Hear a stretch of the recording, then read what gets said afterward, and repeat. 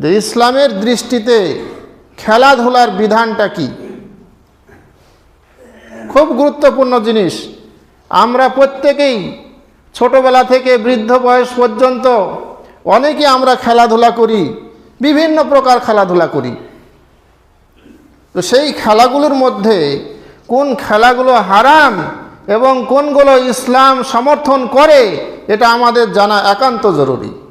না জানলে পারে আমরা হয়তো হারাম খেলায় লিপ্ত হয়ে যেতে পারি। এই জন্য এই বিষয়টা আজকের জন্য খুবই গুরুত্বপূর্ণ। একটাই কথা বলি, খেলা শরীয়তে বৈধ তিনটি শর্তের উপরে।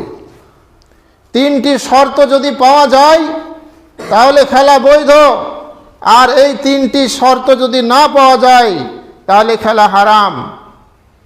তিনটি শর্ত কি কি? 1 নম্বর শর্ত, আপনি যে খেলাটা খেলবেন তাতে যেন শরীর চর্চা হয়। 2 নম্বর শর্ত, আপনি যে খেলাটা খেলবেন তাতে যেন টাকা পয়সার লেনদেন না থাকে, টাকা পয়সার হার জিত না থাকে, সেই খেলাটা যেন জুয়াযুক্ত না হয়। যে খেলাতে টাকা লেনদেন হয়, টাকার হার জিত থাকে, লাভ লোকসানের ব্যাপার থাকে, সে খেলাটাই হচ্ছে জুয়া। তাহলে খেলাটা যেন জুয়ার সাথে যুক্ত না হয়, এটা 2 নম্বর শর্ত। 3 নম্বর শর্ত, আপনি যে খেলাটা খেলছেন সেই খেলা খেলতে গিয়ে কোনো হারাম কাজ যেন না করতে হয়। এই 3টি শর্ত যদি পাওয়া যায় তাহলে ইসলামের দৃষ্টিতে সেই খেলাটা বৈধ। তো চলুন সেই এক এক করে আমরা শর্তগুলো সম্পর্কে একটু আলোচনা করি। প্রথম শর্ত, আপনি যে খেলাটা খেলবেন সেই খেলার মাধ্যমে যেন শরীর চর্চা হয়। এর প্রমাণ কি? সহিহ হাদিসে এসেছে, আল্লাহর নবী সাল্লাল্লাহু আলাইহি ওয়াসাল্লাম এবং হযরত আয়েশা রাদিয়াল্লাহু তাআলা আনহা স্বামী স্ত্রী দুজনে দৌড় প্রতিযোগিতা করেছিলেন। তো এখান থেকে বোঝা যায় দৌড় এমন একটি খেলা, প্রতিযোগিতা যেখানে আপনার শরীর চর্চা হয়। অনুরূপভাবে ইসলামে তীর নিক্ষেপ করার প্রতিযোগিতা করতে বলা হয়েছে। তাহলে তীর নিক্ষেপ করার প্রতিযোগিতা এমন একটি খেলা যেখানে আপনার শরীর চর্চা হয়।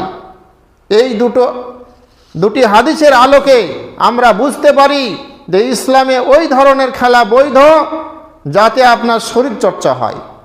আর যেসব খেলাতে শরীর চর্চা হয় না সেগুলো ইসলামে হারাম। যেমন আপনার এই যে ক্যারাম বোর্ড খেলা, তাস খেলা, এতে কোনো শরীর চর্চা হয়? এতে কোনো শরীর চর্চা হয় না। অতএব এই ধরনের খেলা ইসলামের দৃষ্টিতে ঠিক নয়।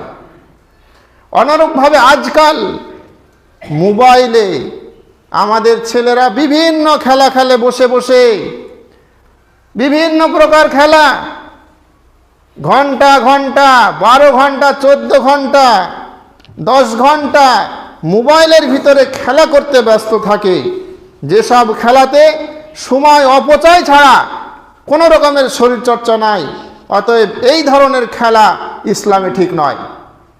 আমার জাতি এই মোবাইলে খেলা করে যদি টাইম নষ্ট না করে সেই টাইমটা ইসলামের রাস্তায় খরচ করত, ইসলামের জন্য কাজে লাগাতো, তাহলে ইসলামের অনেক উন্নতি করতে পারত।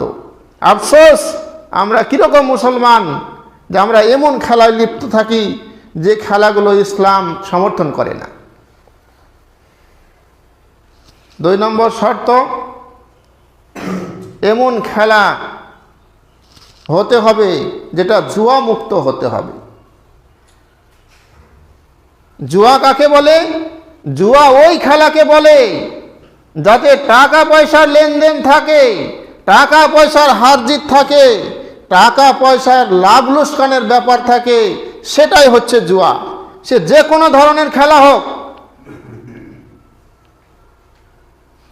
আপনি ফুটবল ক্রিকেট বলুন আর যতই ভালো ভালোই খেলা বলুন, যদি টাকা পয়সার লেনদেন থাকে, জুয়ার সাথে যুক্ত থাকে, তাহলে সেটা বৈধ নয়। আজ আমাদের মধ্যে অনেকেই দেখবেন এই ধরনের হারাম খেলা খেলতে গিয়ে নিজের গাড়ি, বাড়ি, এমনকি স্ত্রী পর্যন্ত বিক্রয় করে দেয়। এমনও ইতিহাস আছে। লজ্জা, ধিক্কার জানায় এই মুসলিম, নামধারী মুসলিম জাতির জন্য, যে যারা এমন খেলা খেলে যে খেলতে খেলতে এত বেহুশ হয়ে যায়, মত্ত হয়ে যায়, সে নিজের গাড়ি, বাড়ি, এমনকি স্ত্রী পর্যন্ত বিক্রয় করে দেয়। ছি ছি ছি ছি। দেখবেন অনেক খেলা আমরা এই ধরনের করি, দিয়ে যখন টাকা পয়সা বিদেশ থেকে উপার্জন করে 30,000 টাকা আপনি নিয়ে এসেছেন, খেলা করতে করতে সেই 30,000 টাকার মধ্যে 30 টাকা আপনার কাছে নেই। শেষ পর্যন্ত মাথায় হাত দিয়ে বাড়ি ফিরছেন, ঠিকমতো ছেলেদের আহার জোগাতে পারছেন না, স্ত্রীর পোশাক, বিভিন্ন ধরনের প্রয়োজনীয় জিনিস আপনি দিতে পারছেন না, আর সেই টাকাগুলো আপনি খেলা করে, জুয়া করে হেরে চলে আসলেন। কত বড় অন্যায় বলুন তো। এই জন্য ইসলাম যে সমস্ত খেলা জুয়ার সঙ্গে যুক্ত, টাকা পয়সার লেনদেন, হার জিতের ব্যাপার আসে, এই ধরনের খেলা ইসলামে হারাম। ওটাই আল্লাহ তাআলা বলছেন, ইয়া আইয়ুহাল্লাযীনা আমানু, সূরা মাইদার 90 নম্বর আয়াত। আল্লাহ তাআলা বলছেন, ইয়া আইয়ুহাল্লাযীনা আমানু, হে ঈমানদারগণ, ইন্নামাল খামরু ওয়াল মাইসিরু ওয়াল আনসাবু ওয়াল আজলামু রিজসুম মিন আমালিশ শাইতান ফাজতানিবুহু লাআল্লাকুম তুফলিহুন। হে ঈমানদারগণ, নিশ্চয় মদ, জুয়া, মূর্তি পূজা এবং ভাগ্য নির্ধারক তীর, এগুলো অপবিত্র শয়তানের কর্ম। সুতরাং তোমরা তা থেকে বেঁচে থাকো, যাতে করে সফল কাম হতে পারো। তো আল্লাহ তাআলা এই আয়াতে স্পষ্ট ভাষায় বলেছেন যে জুয়া এটা হারাম। অতএব এই ধরনের খেলা যাতে টাকা পয়সার লেনদেন থাকে, হার জিতের ব্যাপার থাকে, এই ধরনের খেলা ইসলামে হারাম, খেলা যাবে না। আর 3 নম্বর শর্ত, যে এমন খেলা হতে হবে যে খেলা করতে গিয়ে আপনি যেন হারাম কাজ করে না বসেন। যেমন আপনারা শুনেছেন যে মহিলারা ফুটবল খেলতে আসে, অর্ধ উলঙ্গ হয়ে ফুটবল খেলে, যাদের উপরে পর্দা ফরজ, আর বেহায়া পুরুষরা নির্লজ্জভাবে তাদের দিকে, তাদের ড্যান্স, তাদের লাফানো, তাদের দৌড়ানো, তাদের বুকের হিলনদোলন তারা দেখতে থাকে। ছি ছি ছি ছি, যেটা শরীয়তে হারাম। অতএব এই ধরনের খেলা যেখানে নারীরা খেলে, বা এমন খেলা যেমন পুরুষরা খেলা করে হাফ প্যান্ট পরে, অথচ পুরুষের পর্দা হচ্ছে নাভি থেকে হাঁটু পর্যন্ত, এটা ঢেকে রাখতে হবে। আপনি সেটা না ঢেকে আপনি খেলা করছেন, এটা ইসলাম সমর্থন করে না। তাহলে এমন আপনি খেলা করছেন যাতে আপনার পর্দার বিঘ্ন ঘটছে। ইসলামে যেটা পর্দার কথা বলা হয়েছে সেখানে আপনি বেপর্দা হয়ে যাচ্ছেন। এমন যদি খেলা হয় তাহলে সে খেলা করা যাবে না। কারণ পর্দা আল্লাহ তাআলা পুরুষের জন্য পর্দার বিধান দিয়েছেন, নারীর জন্য পর্দার বিধান দিয়েছেন। অতএব সেই পর্দাকে লক্ষ্য রাখতে হবে, নিজের লজ্জায় স্থান, শরীরকে আবৃত করে রাখতে হবে। অনেক খেলা দেখবেন যেখানে অনেক সময় অপচয় হয়, 10 ঘন্টা, 12 ঘন্টা, 2 দিন, 5 দিন ধরে খেলা চলে। এমন খেলা ইসলাম সমর্থন করে না। কারণ মুসলিমদের প্রতিটা জীবনের মুহূর্তের মূল্য আছে। আপনি এই জীবনের যে আপনি সময় পেয়েছেন, এই সময়টা যদি আপনি অপচয় খরচ করেন, ফালতু আপনার জীবনের সময়টাকে নষ্ট করেন, তাহলে আল্লাহ তাআলার কাছে আপনাকে জবাবদিহি করতে হবে। এই মর্মে সুনানে তিরমিজিতে আল্লাহর নবী সাল্লাল্লাহু আলাইহি ওয়াসাল্লাম একটা হাদিসে বলেছেন, শাইখ আলবানী হাদিসটিকে বিভিন্ন সূত্রের দ্বারা হাসান বা সহিহ বলে উল্লেখ করেছেন। আল্লাহর নবী সাল্লাল্লাহু আলাইহি ওয়াসাল্লাম বলছেন, লা তাজুলু কদামা আবদিন ইয়াউমাল কিয়ামাতি হাত্তা ইউসআলা আন আরবাঈন। আল্লাহর নবী সাল্লাল্লাহু আলাইহি ওয়াসাল্লাম বলছেন, কিয়ামতের দিবসে কোনো বান্দা এক চুল পরিমাণ হেলাদোলা করতে পারবে না যতক্ষণ পর্যন্ত তাকে 4টি প্রশ্ন করা না হবে আর তার সে উত্তর না দিতে পারবে। সেই 4টি প্রশ্নের মধ্যে 1 নম্বর প্রশ্ন হলো, আল্লাহর নবী সাল্লাল্লাহু আলাইহি ওয়াসাল্লাম বলছেন, আন উমরিহি ফিমা আফনাহু, তার জীবন সম্পর্কে, তার এই যে জীবন 60 বছর, 100 বছর, 50 বছর, আল্লাহ যাকে যতটা সময় দিয়েছেন, এই জীবনের যে সময়, এই সময়টা সে কোন রাস্তায় খরচ করেছে। আর 2 নম্বর প্রশ্ন হবে, আন শাবাবিহি ফিমা আবলাহু, তার যৌবন সম্পর্কে, যে তার যৌবন কালটা সে কোন রাস্তায় বিতিয়েছে। আর 3 নম্বর প্রশ্ন হবে, আল্লাহর নবী সাল্লাল্লাহু আলাইহি ওয়াসাল্লাম বলছেন, আন মালিহি মিন আইনা ইকতাসাবাহু ওয়া ফিমা আনফাকাহু, তার ধন সম্পদ সম্পর্কে, সে কিভাবে ধন সম্পদ উপার্জন করেছে এবং কোথায় খরচ করেছে, আল্লাহ এটা জিজ্ঞাসা করবেন। আর 4 নম্বর প্রশ্ন, আন ইলমিহি ফিমা আমিলা, আল্লাহ জ্ঞান সম্পর্কে জিজ্ঞাসা করবেন। আল্লাহ যে প্রত্যেককে জ্ঞান দিয়েছেন, সেই জ্ঞান মোতাবিক সে কি আমল করেছে, আল্লাহ তাআলা সেটা প্রশ্ন করবেন। এর যদি যথাযথ উত্তর দিতে পারে, তাহলে সে কিয়ামতের দিবসে বাঁচতে পারবে, আর না হলে সে আল্লাহ তাআলার কাছে পাকড়াও হতে হবে, তাকে জাহান্নামে যেতে হবে।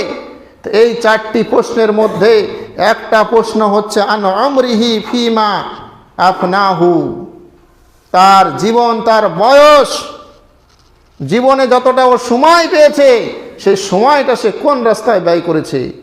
এবার বলুন আপনারা, আপনি 10 ঘন্টা, 12 ঘন্টা, 2 দিন, 5 দিন ধরে নিজের ঘর সংসার, ইবাদত বন্দিগি সব ত্যাগ করে আপনি ওই টাইমটা খেলাতে মত্ত থাকলেন, অপচয়, এই টাইমটা আপনি অপচয় করলেন, যেটা আল্লাহর কাছে জবাবদিহি করতে হবে। অতএব এই হাদিসের আলোকে স্পষ্ট, এমন খেলা যে খেলাতে আপনার মানে অনেক সময় ব্যয় হয়, এই ধরনের খেলা ইসলামে বৈধ নয়। 1 ঘন্টা, 1.5 ঘন্টা সে অল্প টাইমের খেলা ঠিক আছে, কিন্তু আপনি সারা দিন ধরে খেলা করবেন, এটা সময় এতটা অপচয় করবেন, এটা ইসলাম সমর্থন করে না। অনুরূপভাবে এই খেলা খেলতে গিয়ে কিছু খেলা এমন আছে যে সেই খেলাকে দেখতে গিয়ে, খেলতে গিয়ে মানুষ অনেক টাকা অপচয় খরচ করে। এই জাতি যদি সেই টাকাটা ওখানে খরচ না করে ইসলামের যদি জন্য খরচ করত, তাহলে কতই না ভালো হতো। আপনারা জানেন যে যখন কোনো খেলা হয়, সেই খেলা দেখতে গিয়ে আমরা অনেকেই বিটাবিটি করি, দিয়ে টাকা খরচ করি। অনেকেই আবার ফির ওই খেলায় মত্ত হয়ে গিয়ে বিভিন্ন রকম পতাকা তৈরি করি, বিভিন্নভাবে আমরা টাকা খরচ করি। অনেকেই আবার ফির এই সেই খেলা দেখতে গিয়ে মদ, বিভিন্ন প্রকার খাবার, হারাম খাবার খেয়ে তারা মত্ত হয়ে থাকে, আনন্দ করে। তাহলে এমন খেলা, যে খেলা করতে গেলে আপনার টাকা অপচয় খরচ করেন, এমন খেলাও ইসলামে বৈধ নয়। কারণ আল্লাহ তাআলা বলছেন, ইন্নাল মুবাদদিরিনা কানু ইখওয়ানাশ শায়াতিন, নিশ্চয় অপচয়কারীরা হচ্ছে শয়তানের ভাই, তারা শয়তানের সঙ্গে জাহান্নামে যাবে। তাহলে এমন খেলা ইসলামে বৈধ নয় যেখানে আপনি অপচয় টাকা খরচ করবেন। তাহলে যে খেলাতে অপচয় টাকা খরচ করা হয়, এমন খেলা ইসলামে বৈধ নয়। অনুরূপভাবে এমন খেলা, যে খেলা খেলতে গিয়ে আপনি নামাজ ভুলে যাবেন, আল্লাহর জিকির ভুলে যাবেন, যে নামাজ আপনার উপরে ফরজ, সেই ফরজ সালাতকে ত্যাগ করে আপনি হারাম কাজ, পাপ কাজে লিপ্ত হয়ে যাবেন খেলা দেখতে গিয়ে, এটাও ইসলাম সাপোর্ট করে না। তাহলে খেলা দেখতে গিয়ে আপনি নামাজ ছেড়ে দিবেন, আল্লাহকে ভুলে যাবেন, এটা ইসলামে বৈধ নয়। আমরা জানি, সাধারণ মানুষ তো দূরের কথা, যারা মাদ্রাসার আলেম এবং ছাত্র, আমরা ছোটবেলায় দেখেছি তারা খেলা দেখতে যেত চুরি করে। প্রধান শিক্ষক যদি দেখতে পায় তাহলে শাস্তি দেবেন, কড়াকড়ি করবেন, তার বিচার হবে। তার জন্য চুরি করে রাত্রে খেলা দেখত, সারা রাত্রি খেলা দেখে ফজরের আগে মাদ্রাসায় ফিরত। আমার একদিনকার জানা কথা, যারা খেলা দেখতে গিয়েছিল, প্রধান শিক্ষক বুঝতে পারার পর প্রার্থনায় দাঁড় করিয়ে তাদেরকে এমনভাবে লাঠি দিয়ে ছেঁচে দিলেন, ছড়ি দিয়ে, যে ছড়ি মারতে মারতে ভেঙে গেল। সেসব ইতিহাস আমাদের জানা। তাহলে এমন খেলা, যে খেলা দেখতে গিয়ে আপনার নামাজ ছুটে যাবে, আল্লাহকে ভুলে যাবেন, আল্লাহ থেকে গাফেল হয়ে যাবেন, এমন খেলা ইসলামে বৈধ নয়। তাহলে 3 নম্বর শর্ত আমি যেটা বললাম সেটা হচ্ছে, সেই খেলা খেলতে গিয়ে যেন কোনো রকম হারাম কাজে লিপ্ত না হতে হয়। তাহলে এই 3টি শর্ত যদি পাওয়া যায় তবেই খেলা বৈধ। আর যদি এই 3টি শর্ত না পাওয়া যায় তাহলে সে খেলা ইসলামে হারাম। আজ চিন্তা করুন, আমরা বেশিরভাগ মানুষ, সিংহভাগ মানুষ, আমরা হারাম খেলার সঙ্গে যুক্ত। আল্লাহ পাক রব্বুল আলামিন সেই সমস্ত হারাম খেলা থেকে বেঁচে থাকার তৌফিক দান করুন, আমিন। সুবহান রাব্বিকা রাব্বিল ইজ্জাতি আম্মা ইয়াসিফুন ওয়া সালামুন আলাল মুরসালিন ওয়ালহামদুলিল্লাহি রাব্বিল আলামিন।